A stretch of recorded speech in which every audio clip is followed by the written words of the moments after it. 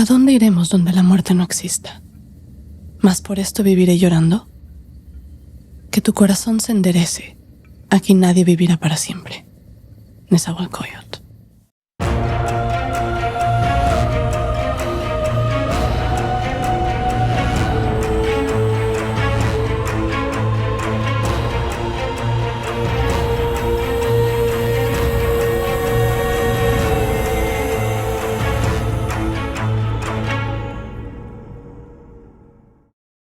Les damos la bienvenida a Oraculto, un podcast oscuro de historias ocultas y no tan ocultas de México y el mundo, en donde platicaremos de fantasmas, terror, misterio, fenómenos paranormales, la noche y sus criaturas. Yo soy Rodrigo García Morelos y junto con Paola Treviño Todd viajaremos a tierras embrujadas y descubriremos los secretos del terror mismo. Así es. Podríamos contarles historias en donde hasta la palabra más ligera desgarraría su alma y dejaría helada su sangre joven. Aunque claro, para todo esto, primero deben dejarnos entrar. Bienvenidos a Oraculto. Bienvenidos.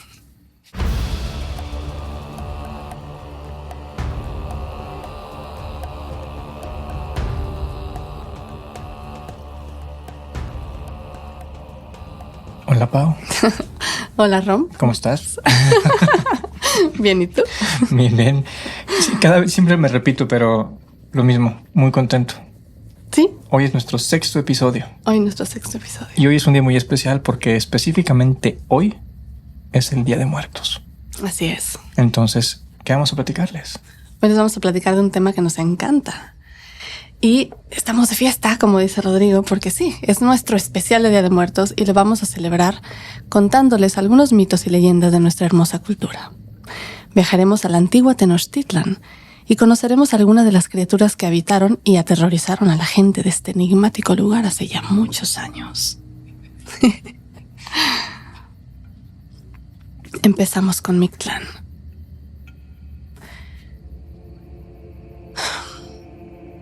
Un pequeño intro. Para entrar en mood. En las culturas prehispánicas, la tierra estaba estrechamente asociada a la vida y a la muerte.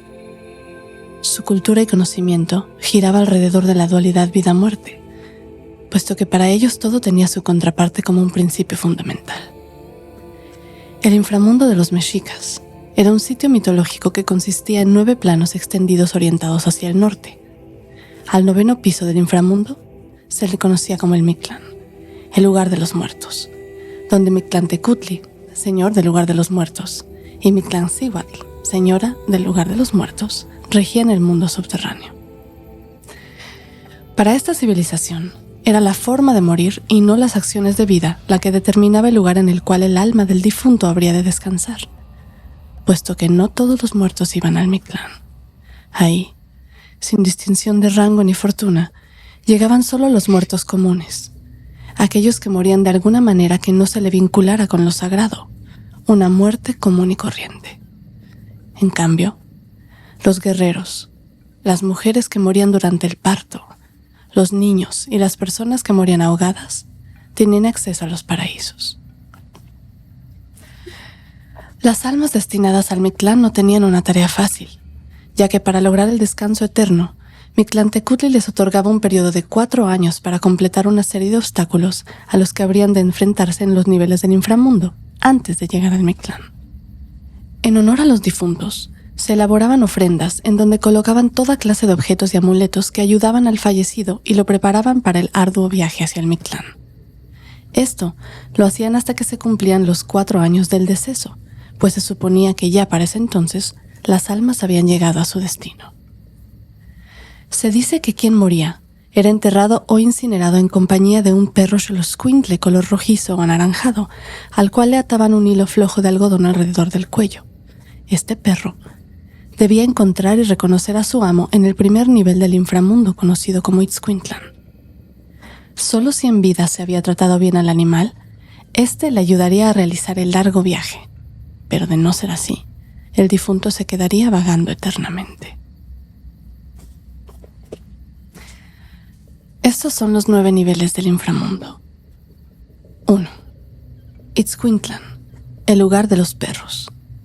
Aquí Los difuntos tenían que cruzar un río ancho llamado Apanahuayan, el lugar donde se tiene que cruzar el agua, y para atravesarlo requerirían de la fuerza de un perro que, si lo reconocía como su verdadero amo, lo cruzaba a cuestas nadando. 2. Tebet Monamikyan, el lugar de los cerros que se juntan. En este nivel existían 2 cerros que se abrían y cerraban chocando entre sí de manera continua, debiendo buscar el momento preciso para cruzarlos sin ser aplastados. 3. Istebet, el cerro de obsidiana o cerro de navajas. En este lugar se encontraba un cerro cubierto de piedras extremadamente filosas que desgarraban a los cadáveres cuando estos tenían que escalarlos para continuar con su recorrido. 4.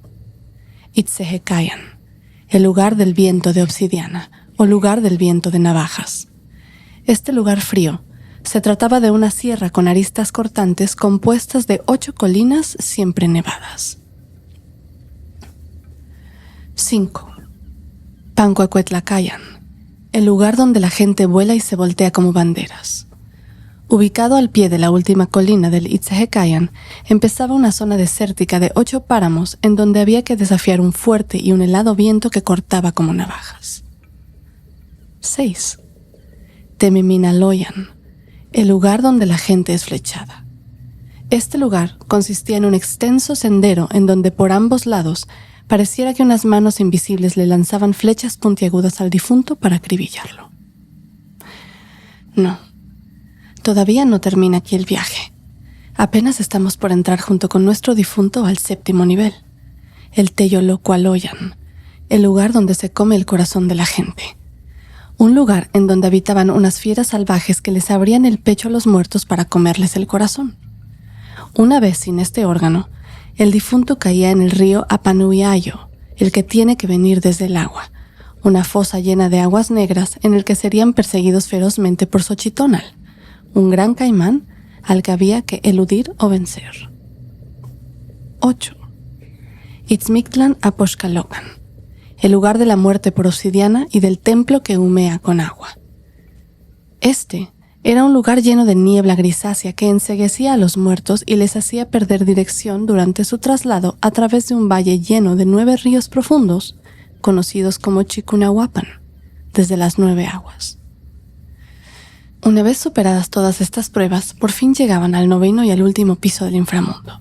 Vaya. El Mictlán, lugar donde habitaban Mictlantecutli y Mictlancihuatl, los señores de la muerte, y donde por fin le otorgaban al fallecido la liberación de su tonali, logrando así el descanso eterno. Al Mictlán se le concebía como un lugar que se iluminaba por las noches cuando el sol desaparecía del cielo y bajaba a iluminarlo. En México, la muerte es un tanto dulce y se le simboliza con dulces y caramelos en forma de calavera los días de muertos, en donde se celebra la vida y la muerte como un proceso transitorio del alma. Y es que la concepción que los mexicas tenían del Mictlán nada tenía que ver con la idea del infierno como un lugar terrible. El inframundo simplemente era el lugar que le correspondía al difunto por morir de cierta manera, y en ningún caso intervenía el miedo. Wow. Esta me encanta. Muy bonito. ¿Qué creen que viene? Pues ahora vamos con una de las criaturas prehispánicas más temidas de la mitología mexica. Un monstruo acuático llamado Ahuizotl, o espinoso de agua. Ay, qué bueno. Voy a dejar que me cuentes la historia. Para ambientar un poquito.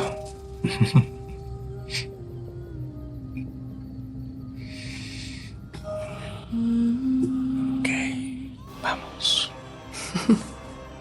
Se trata de una criatura con el tamaño y la forma de un gran perro o coyote, pero con manos y pies de mono, orejas puntiagudas, un pelaje gris oscuro de aspecto sumamente resbaladizo, el cual, fuera del agua, se apelmazaba en gruesos mechones puntiagudos que parecían espinas, y una larga cola que terminaba en mano, con la cual atrapaba y ahogaba a cualquier incauto que se acercara además a las orillas de algún curso de agua en donde tranquilamente habitaba. El ataque del Ahuizotl estaba al servicio de las divinidades del agua, pues se creía que cuando estos habían elegido a su víctima, el Ahuizotl se encargaba de dejarlas listas para ser llevadas al paraíso. Para atraer a sus presas, el Ahuizotl Sí, estaba canijo. Cañón. El Aguizot era todo un maestro del engaño. Él atraía a los humanos, especialmente a los pescadores o marineros, simulando el llanto de un niño desde las orillas de los ríos y lagunas. Imagínate ahí. Generando en quienes lo escuchaban una preocupación y un interés sumamente difícil de ignorar. Claro. Los cuerpos de los desafortunados, los cuales solo podían ser tocados por los sacerdotes, siempre aparecían al tercer día del ataque. Y a todos ellos, el Aguizot les había arrancado los ojos, las uñas y los dientes en el interior de su gruta subacuática. Uy. Respaldada por el mito, nació una leyenda durante la época de la conquista, cuando muchos marineros bajo el mando de Hernán Cortés empezaron a desaparecer en el lago, y en donde el mismísimo Hernán Cortés fue testigo de un ataque del Aguizot, puesto que afirmaba que la víctima había sido jalada por una especie de mano y garra que salían del agua. No sé. Cuenta la leyenda que Hernán Cortés le escribía a su rey los pormenores de lo que veía y acontecía en lo que ellos llamaban la Nueva España, México Tenochtitlán. Asombrado y fascinado por el estilo de vida y las costumbres del pueblo mexica, Cortés en sus cartas le contaba al rey acerca de las aves de colores brillantes y de cantos celestiales que había, de los animales extraños nunca vistos en España, de la infraestructura de la ciudad, de sus leyes y de sus técnicas de medición y peso, y de cómo el comercio se llevaba a cabo en grandes dimensiones y que provenía de diferentes lugares. Pero sin duda, lo que más le llamó la atención fue el acercamiento con el Aguizot. Un día se encontraba con sus compañeros a las orillas de un lago. Escucharon el fuerte llanto de un niño que provenía del agua. Extrañados, se apresuraron a ayudar al pobre niño que según ellos estaba en apuros. Pero cuando se acercaron no encontraron nada. Así que tomaron sus embarcaciones y se aventuraron al agua dispuestos a encontrarlo.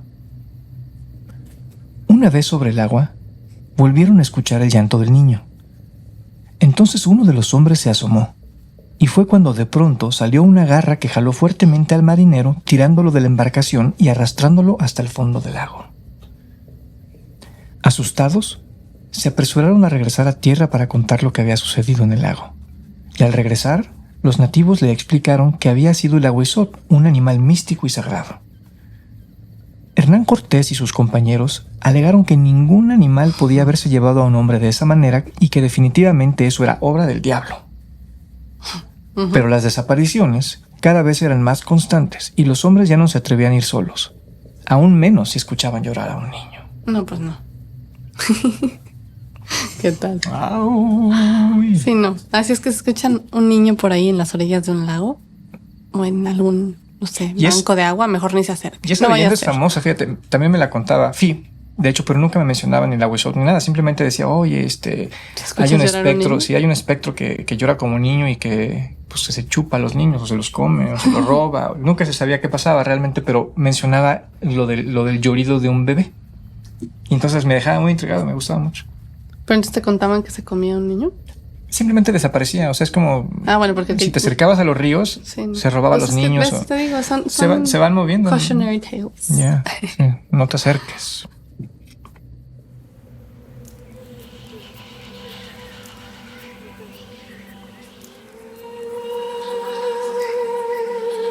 ¿A qué les suena? ¿A qué les recuerda esto?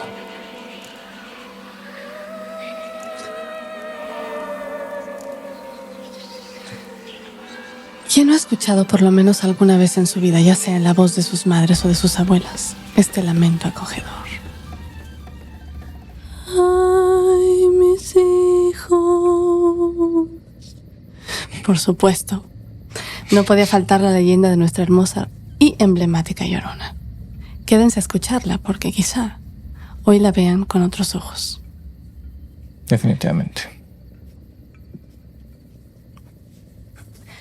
La leyenda de la Llorona. Una mujer fantasmal que vaga en medio de la noche, enfundada en su traje blanco vaporoso, con el cabello suelto y lanzando al aire su desgarrador y atemorizante alarido, lamentando la muerte de sus hijos. Es quizá una de las leyendas más antiguas y populares en México, que ha logrado extenderse hasta el resto de Latinoamérica y es conocida en todo el mundo. Dentro de sus múltiples versiones, la Llorona es una leyenda a veces triste, otras veces aterradora, otras veces de venganza o desilusión, y otras hasta de arrepentimiento.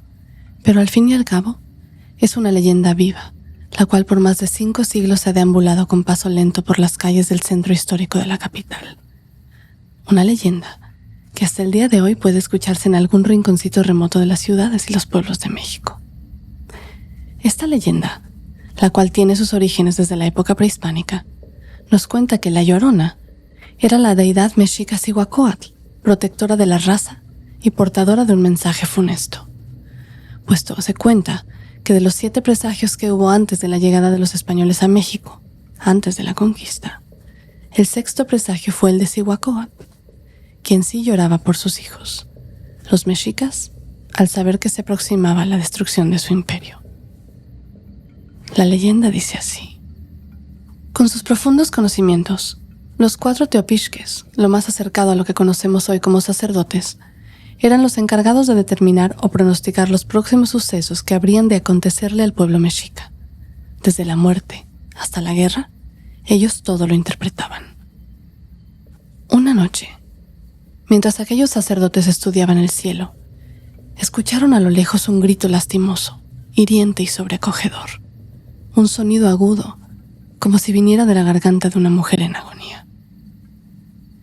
El grito se fue extendiendo sobre el agua, rebotando contra los montes y enroscándose en las faldas de los grandes teocalis de aquel entonces, y pareció quedar flotando en el maravilloso palacio del entonces emperador Moctezuma. «¡Es ella!», exclamó el más viejo de los 4 sacerdotes. «Ha salido de las aguas y ha bajado de la montaña para prevenirnos nuevamente». Subieron entonces a lo más alto del templo y pudieron ver hacia el oriente una figura blanca, con el pelo negro peinado de tal modo que parecía llevar en la frente 2 pequeños cornezuelos, arrastrando una cauda de tela tan vaporosa que se ondulaba con el viento nocturno. Cuando se hubo opacado el grito y sus ecos se perdieron a lo lejos, todo quedó en silencio, hasta que el pavor fue roto por algo que los sacerdotes primero y después Fray Bernardino de Sahagún interpretaron de este modo: «Hijos míos, amados hijos de la náhuac, su destrucción está próxima». Venía otra sarta de lamentos igualmente dolorosos y conmovedores, para luego decir cuando ya se alejaba hacia la colina lo siguiente: «Ay, mis hijos, ¿a dónde irán? ¿A dónde los podré llevar para que escapen a tan funesto destino? Ay, mis hijos, están a punto de perderse». Al oír estas palabras, no acabo de llorar. Al oír estas palabras, los 4 sacerdotes estuvieron de acuerdo en que aquella aparición fantasmal que llenaba de horror a la gente de la gran Tenochtitlan era en efecto Cihuacóatl, gran madre y protectora de la raza, que venía a anunciar la destrucción del imperio, y fueron a contárselo a Moctezuma, mostrándole también el viejo códice dibujado sobre el papel amate en donde se pronosticaba lo acontecido. Y los sacerdotes le interpretaron lo ahí escrito. «Señor», le dijeron, «estos viejos anales nos hablan de que Cihuacóatl aparecerá según el 6º pronóstico para anunciar la ruina del imperio. Dicen aquí los sabios más sabios y más antiguos que nosotros, que unos hombres extraños vendrán por el oriente y someterán a tu pueblo y a ti mismo, y tú y los tuyos serán de muchos lloros y grandes penas, que nuestra raza desaparecerá devorada, y nuestros seres sagrados serán humillados por las promesas de otros seres más poderosos». A lo que Moctezuma contestó: «¿Más poderosos que nuestro Huitzilopochtli y que el gran destructor Tezcatlipoca? Así lo dicen los sabios y más viejos que nosotros, señor. Por eso la Cihuacóatl vaga por el Anáhuac lanzando lamentos y arrastrando penas, gritando para que oigan quienes sepan oír las desdichas que han de llegar muy pronto al imperio». Moctezuma guardó silencio y se quedó pensativo. Entonces los 4 augures volvieron a doblar los códices y se retiraron también en silencio para ir a depositar de nuevo en los archivos imperiales aquello que dejaron escrito los más sabios y los más viejos. Al llegar los españoles e iniciada la conquista, según cuentan los cronistas de la época, una mujer igualmente vestida de blanco con el cabello negro ondeando al viento de la noche Aparecía por el sudoeste de la capital de la Nueva España. Cruzaba calles y plazuelas como al impulso del viento. Se detenía ante las cruces, templos y cementerios. Se arrodillaba mirando al oriente de la Plaza Mayor y musitaba una larga y doliente oración para luego levantarse, lanzar nuevamente ese grito que hería el alma y desaparecer entre la bruma al llegar al lago de Texcoco. El lamento se repetía tantas veces como horas tenía la noche. La gente se preguntaba de dónde venía, quién era y a dónde iba, pero jamás hubo valiente que osara interrogarla. Todos pensaron que se trataba de un fantasma errabundo que penaba por un desdichado amor, bifurcando en 1000 historias los motivos de esta aparición que se trasplantó a la época colonial. Lo cierto es que desde entonces se le conoce como La Llorona, debido al afligido lamento que lanzaba por las calles estremeciendo a quienes la escuchaban. Durante muchos años fue el temor callejero más grande que haya existido, y después del toque de queda ya nadie se aventuraba a salir de sus casas. Poco a poco, y al pasar de los años, la leyenda de La Llorona fue bautizada con otros nombres según la región en donde se aseguraba que era vista. Fue tomando otras nacionalidades y su presencia se detectó en el sur de América, en donde se asegura que todavía aparece fantasmal, enfundada en su traje blanco vaporoso lanzando al aire su tétrico alarido, vadeando ríos, cruzando arroyos, subiendo colinas y vagando por cimas y montañas. Si algún día te encuentras en la Ciudad de México, ya sea por gusto o por casualidad, presta mucha atención porque al caer la noche, en muchas partes de la ciudad todavía se puede escuchar el eco de un lamento. El de Cihuacóatl, La Llorona, quien no lloraba por haber ahogado a sus hijos en un lago, ni por un amor que no fue correspondido, sino por sus hijos, los mexicas, al saber que se aproximaba la destrucción de su imperio. Ay, caray. Oigan, es que esta leyenda me encanta y realmente siempre me pone un poquito sentimental. Igual yo cada vez que la escucho se me paran los vellitos. Eso es... Me encanta. Sí. Porque aparte, digo, llevamos muchos años clavadones en este tema, ¿no? No en La Llorona, en general, Claro. de los mexicas. Y entonces el visualizar pues todas las imágenes que ya tenemos de tantos años en la cabeza de historias y de todo este rollo y volver a vivirlo, híjole. Es que obviamente todos crecimos con La Llorona, ¿no? En algún momento, como decíamos, ¿quién no la ha escuchado a voz de sus madres o de sus abuelas o de o de, no sé, alguien que te cuente siempre? Todos crecimos con La Llorona. Pero el saberla y conocerla en esta leyenda, contexto. sí, en este contexto, realmente me cambió por completo la forma en cómo veía La Llorona. Y es chistoso porque lo hemos platicado muchas veces. Ya hoy en día, con el internet, aunque suene como viejito, puedes encontrar cualquier información. Y si tú tienes un gusto por algo específico, lo vas a encontrar, vas a dar con ciertas cosas. Pero pues nosotros cuando estábamos chicos, que el internet realmente no existía, no se conocía, pues no había como que la información llegaba a ti. Entonces muchos de nosotros tardábamos en despertar el gusto por cosas porque no sabíamos ni que existían, específicamente hablando, por ejemplo, de la historia, ¿no? En la escuela te enseñan ciertas cosas de historia a nivel gubernamental, pero no te van a contar acerca de una leyenda, acerca de cosas por el estilo. Entonces, la única versión de la leyenda que escuchábamos de chicos, pues es la señora que ahoga a sus hijos y que se lleva a los borrachos cuando están caminando después en la noche, ¿me entiendes? Siempre como con esa connotación y nunca, pero nunca, como la madre de la raza de los mexicas, llorando por sus hijos, ¿no? Por el imperio. Sí, no. Sí. Sí, bueno, pues quitémonos lo tristes, ¿no? Uy. A ver, ¿cómo? Bueno, nos vamos a ir a una historia un poquito más oscura, o un muchito más oscura. Muchito más oscura. Vamos a platicarles acerca de otra criatura mitológica y terrorífica, de la cual Fray Bernardino de Sahagún nos cuenta en el libro Historia General de las Cosas de la Nueva España. El Yohualtepuchtli, o Hacha Nocturna. Hacha Nocturna. Hacha Nocturna. Se cuenta que la tranquilidad y el silencio de la noche a menudo era quebrantado por unos golpes lejanos, parecidos a los de alguien cortando un tronco de madera. Cito: se hacía oír cuando la tierra del todo se había echado en sueños, cuando ya nadie hablaba en voz alta. Muy lejos se iba a oír, muy amenazador, iba a espantar a la gente, a hacerla desmayar. Los más valientes que iban tras el sonido se encontraban de frente con un ser aterrador. Un cuerpo sin cabeza, un cuello cortado como un tronco y el pecho abierto que dejaba al descubierto el corazón. Uy, ¿te imaginas de eso? No, hombre, con esa imagen sí, Resident Evil total. Sin embargo, había quienes se aventuraban por las noches decididos a encontrarlo, pues se decía que si un individuo lograba arrancar de tajo el corazón de Yowaltepushtli, podía pedirle lo que quisiera: riquezas, valor, fuerza, y éste se los concedería siempre y cuando se lo merecieran. De lo contrario, si resultaban ser unos cobardes, nada bueno les esperaba, puesto que entonces les traería solamente pobreza, desgracias y miserias. Sí, bueno, vienes a pedir algo y no te lo mereces, pues no.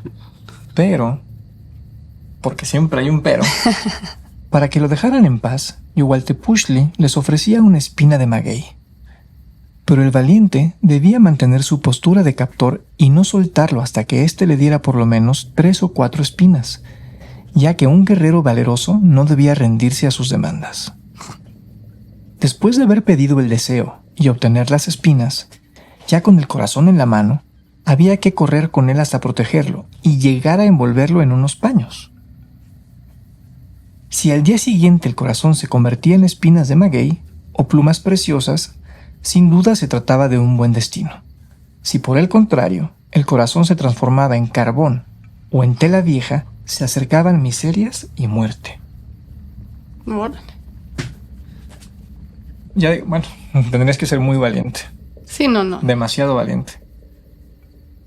O sea, ir, perseguirlo, quitarle el corazón y aguantarte hasta que te dé 2, 3 o 4 Y la podemos espinas. hacer peor. Imagínate que este cuerpo sin cabeza mide casi 2 metros. Entonces, imagínate un cuerpo de un ser de 1,80, ¿sí? Sin cabeza, fornido, quizá ya pálido. Es que te juro que aunque salga... abierto y el corazón latiendo. No, mi amor. Aunque salga uno de este tamaño, chiquitito, sí, no, ya sé. con el corazón, con el pecho abierto y el corazón descubierto, o sea, no necesita estar tan alto, coño. O sea, realmente. Y luego te vas a acercar al nombre, no ni de chiste. Ok. Bueno. Aún seguimos con los monstruos y las criaturas. Este es de mis favoritos. Este ¿sí? que sigue es de mis favoritos. Sí, ya sé. Tiene algo ahí que me llama la atención. Pues ahora vamos con otra tanda de mujeres poderosas. Digo, ya veníamos de Cihuacóatl. Ahora hablaremos de las temibles. De las Tzitzimimes. Yes. En la civilización mexica, las Tzitzimimes, también conocidas como monstruos del segundo cielo o monstruos nocturnos, son seres relacionados con las estrellas que viven en la oscuridad y buscan solamente la destrucción de la humanidad. Ya con eso. Estos heraldos de la oscuridad tienen un gran parecido con Mictlantecutli, el señor de la muerte, ya que su cuerpo descarnado estaba compuesto solamente de huesos y garras. Adornadas con una corona de papel en el cabello, un collar de corazones humanos, sangre y manos, se creía que tenían el poder de cometer tanto buenas como malas acciones. Podían a veces evitarle una enfermedad a alguien, pero a su vez también se la podían enviar a otra persona. Existían 4 grupos distintos de Tzitzimimes, cada una de ellas representadas o asociadas con un color diferente.